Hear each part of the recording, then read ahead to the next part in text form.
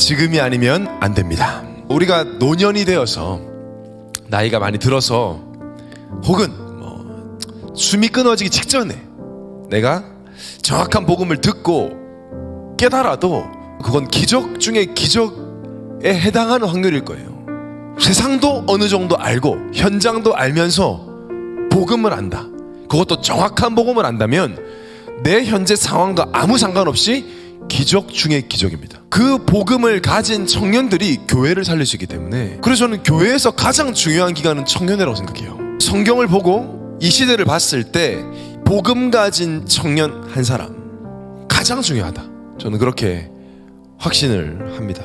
성경을 보면 중요하게 복음을 위해 쓰임받은 사람들의 인생, 그 시기를 보면 모세를 제외하고는 거의 청년회 때예요. 마가다락방에 모인 자들이 120명이 저는 할아버지 할머니는 아니었을 거라고 생각합니다. 다니엘과 세 친구, 바벨론 포로 시대 때 시대를 살린 그들은 청년이었고, 에스더, 오바댜 청년이었을 겁니다. 시대마다 세상에서도 할아버지 할머니가 변화와 개혁을 주도한 적은 없습니다. 어린이와 청소년이 문화를 바꾸고 틀을 깬 적은 없습니다. 청년들이에요. 오늘 본문은 지구 역사상 지금까지 가장 지혜로웠다는 솔로몬의 고백입니다. 너는 청년회 때 다른 걸, 많은 걸 해야 될 거라고 생각하고 있지만, 무언가가 되어져야 한다고 생각하고 있겠지만, 청년회 때에는 너의 창조주를 기억해라. 그렇지 않으면 곤고한 날이 온다. 올 수밖에 없다. 아무 낙이 없다고 말하게 될 거다. 나의 내일에 하나님이 역사가 기대가 안 되고 무료하고 적당히 사는데 그게 별로 아무렇지도 않다면 그게 가장 큰 영적인 문제이자 영적 위기라고 생각합니다. 그렇게 살 수가 없게 되어 있어요. 뭐가 많이 잘못된 거예요. 청년회 때 가장 중요한 게 뭡니까?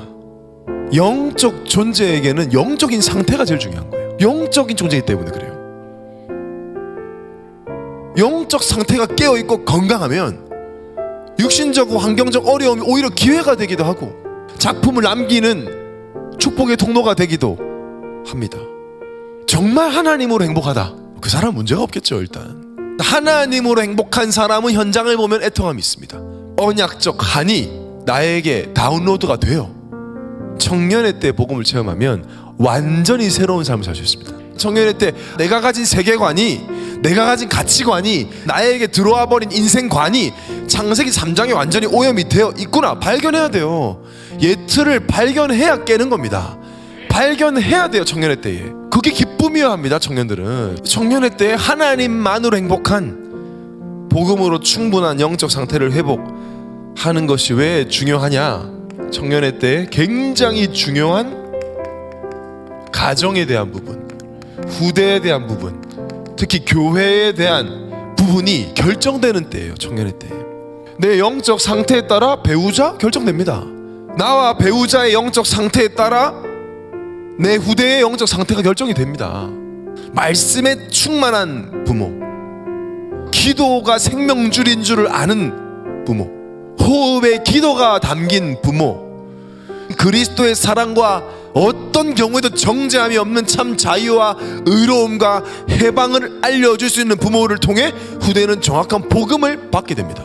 내가 아는 만큼 보여줄 수 있습니다. 아는 만큼 설명할 수 있어요. 그리고 청년회 때 어떻게 신앙생활을 했느냐에 따라서 교회 중직자가 되잖아요. 어떤 중직자가 세워지느냐에 따라서 미래가 달려있잖아요. 교회는 우리의 인생 작품이 교회와 가정을 통해 나오는 거 아닙니까? 나는 어떤 영적 작품을 남기고 어떤 사명을 감당하느냐, 이것이 이루어지는 때가 청년회 때입니다. 그래서 청년회 때는요 훈련의 때예요. 훈련 없는 변화는 없어요. 근데 이 영적 훈련은 어렵지 않습니다. 행복하지. 훈련이 하나님께 집중하는 거예요. 하나님께 집중, 복음에 집중하는 시간을 청년회 때 마음껏 가져야 합니다. 교회가 무언가를 할 때 내 루틴도 깰 수 있는 힘이 있어야 돼요. 우리는 죄인으로 태어나기 때문에요. 본능으로 가는 건 전부 다 하나님과 반대되는 걸로 합니다. 361로 가게 되어 있어요. 복음 가진 청년들은 그럴 수 없어요. 정말 청년회 때에 복음의 가치를 발견해야 됩니다. 복음의 가치는 다른 말로 하면 나의 기준이 완전히 복음으로 변화되어야 돼요. 완전히. 인간에게 문제는 하나님 떠난 겁니다. 지금 이 시대 청년들이 이것 때문에 힘들다 저것 때문에 힘들다, 아니요, 하나님 떠난 게 문제입니다. 하나님 떠난 거 해결해야 돼요. 청년들에게 최고의 축복이 뭡니까? 하나님과 함께하는 게 최고 축복입니다. 다른 거 없어요. 그걸 보고 구원이라고 하잖아요. 아니 뭐 하나님과 함께하는데 차가 좋으면 좋은 거고 안 나면 상관없어요. 그래서 우리에게 절대 가치는 이 모든 것을 가능케 하신 예수 그리스도입니다. 왜 예수 그리스도가 모든 문제 해결자지? 하나님과 함께하는 게 모든 것인데 그것을 가능케 한 유일한 길 예수 그리스도. 청년의 때에 내 일생을 하나님께 드리는 게 당연한 겁니다. 여러분, 이 전도운동 솔직히 청년들 잘 모릅니다. 하나님이 정확한 복음운동을 시작하신 겁니다. 그래서 앞선 1세대 목사님들이 말도 안 되는 누명을 쓰고 핍박을 당하고 출교를 당하고 그러다 보니 우리에게 뭐가 없냐면 언약적 한이. 앞선 전도자들은 오랜 시간 이 종교생활, 율법 또 혹은 신비 이런 데서 복음을 오해하고 오랜 시간 눌리다가 이 복음을 받으셨기 때문에 그 복음을 말할 때 그 눈빛과 그 강도가 다르잖아요. 세계복음화 237 5천 종족, 그 단어 하나를 뱉을 때마다 한이 있어야 되는데 없어요. 가치를 모르니까. 청년의 때 이 언약적 한을 회복해서 우리가 후대들에게 이 언약의 바톤을 전달해야 돼요. 그게 우리 사명이에요.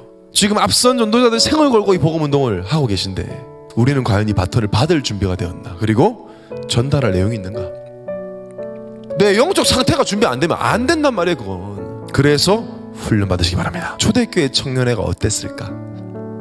그 청년들은 어떻게 신앙생활 했을까? 사도행전 4장 32절에서 33절.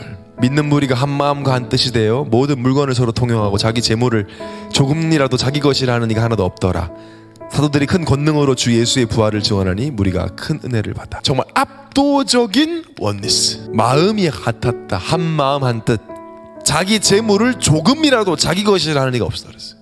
그리스도가 주인이고 그리스도의 복음을 전하는데 나라는 게 필요 없으니까. 여러분, 교회가 어려운데 내가 행복할 수 있어요? 그럴 수가 없어요. 복음 가진 사람이라면. 근데 그런 청년들 많아요. 교회가 건축을 두고 기도하는데 내 미래만 생각하고, 교회가 코로나로 인해서 지금 랩런트들이 교회를 안 나오고 성도들이 줄어가는데 기도할 생각이 없고, 기도 제목 맨날 나 절이 없는 거죠.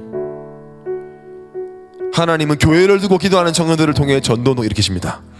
이 전도운동이 마음껏 237로 퍼져나갈 때 3시대의 주역이 되어서 그 헌신을 누가 하느냐? 당연히 청년들이 하는 겁니다.